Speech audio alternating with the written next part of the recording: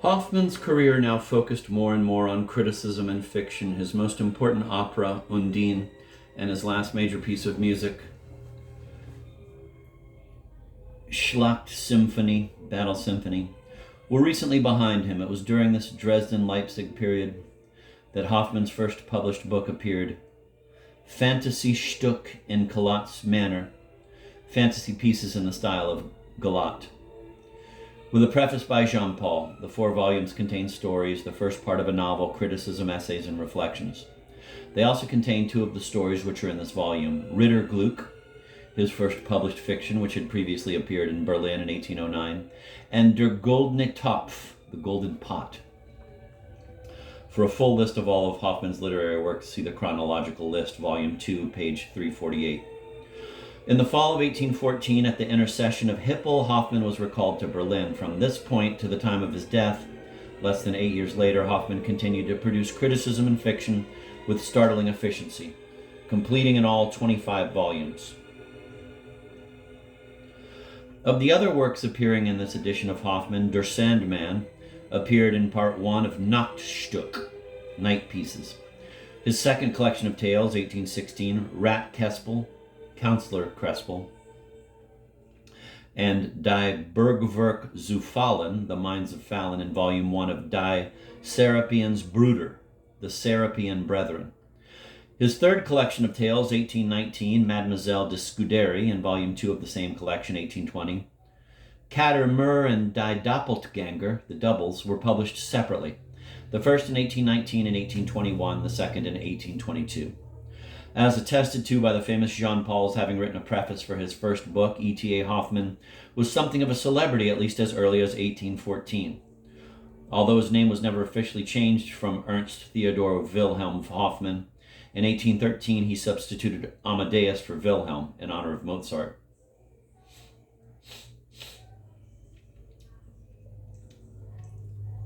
By 1820, Hoffmann was lionized.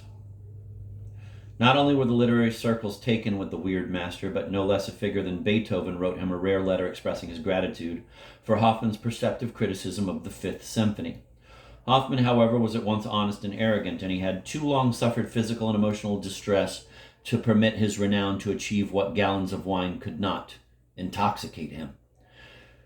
If he was a celebrity, he was in all things an unusual one, superb at repartee, given to the sarcastic broadside when his wit went unappreciated.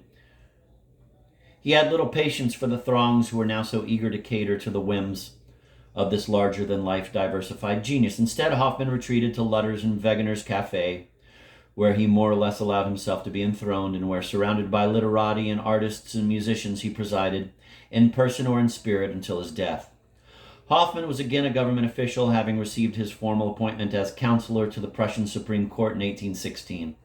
And despite the fact that he alternated his life between the court and the cafe, he seems to have been a very effective and fair administrator and judge whose knowledge of law was considerable. In fact, he was steadily promoted in office.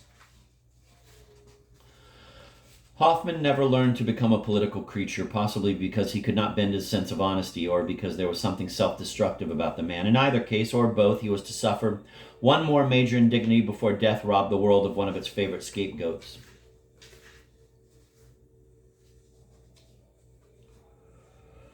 The Prussian king had asked him to conduct an investigation of subversive activities, but Hoffmann refused to support this 19th century version of a witch hunt. He nevertheless was involved in other proceedings in which his attitude made the king much less than happy, despite the king's public support of Hoffmann's position. Hoffmann was appointed to a commission to investigate Father John, the founder of the Turn Verein movement, a front for patriotic student radicals. Despite his dislike of Jean, Hoffmann considered him innocent of the charges and fought for his acquittal. Also, contrary and mischievous as ever, Hoffmann could not resist satirizing his arch-rival in these proceedings in a book he was completing, Meister Floh, which was being published in Frankfurt, then a free city outside the jurisdiction of Prussia. Diplomats traveled from Prussia to Frankfurt and from Frankfurt to Prussia in top-level secrecy, all in an attempt to suppress the book. On the other hand, the censors never managed to notice Hoffmann's satirical barbs and Kader Mur. Even Hoffmann was somewhat taken aback at the size of the paper monster he had created and offered to delete and alter the text, but it was much too late. He was arraigned for trial on the charge of unbecoming behavior, but was once more helped by the ever-available Hippel, and since Hoffmann was already obviously moribund, he was merely reprimanded, a rather academic decision considering that he was soon to die. By the start of the new year, 1822, Hoffmann was in very bad straits indeed.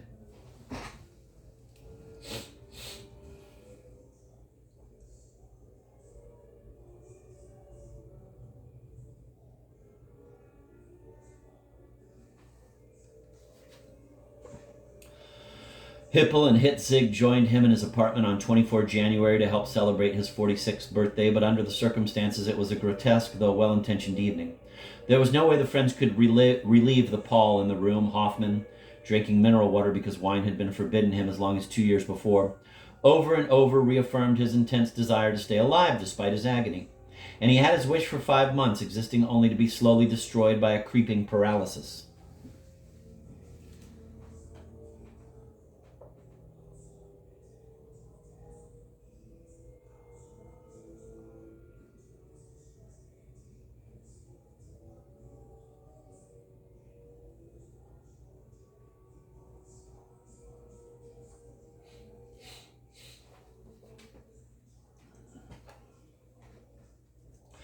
Industrious even now, he dictated his final story, Der Feind, the enemy, when he found it impossible to hold a pen. Already in agony, he was treated by a doctor who insisted that the application of red-hot pokers to the base of his spine would bring him some relief.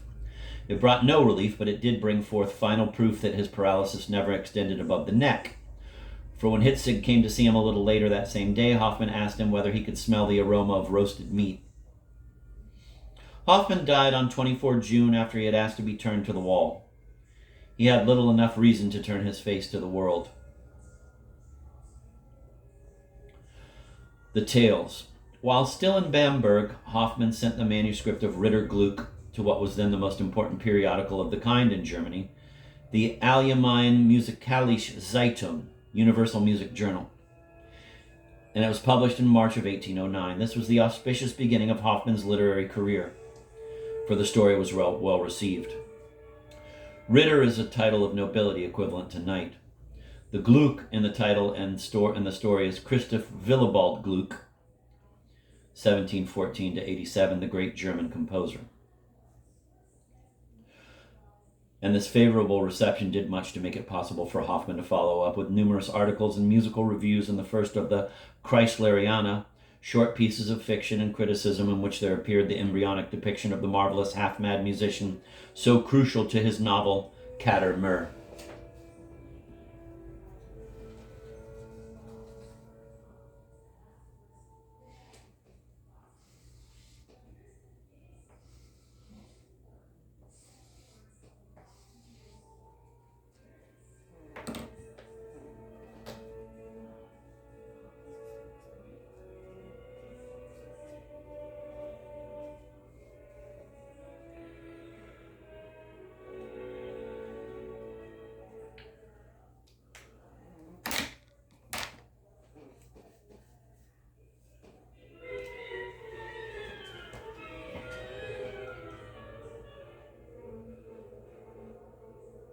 It has been remarked that Ritter Gluck is hardly a story at all, but rather a cleverly disguised musical essay, adroitly attached to a narrative in the first person.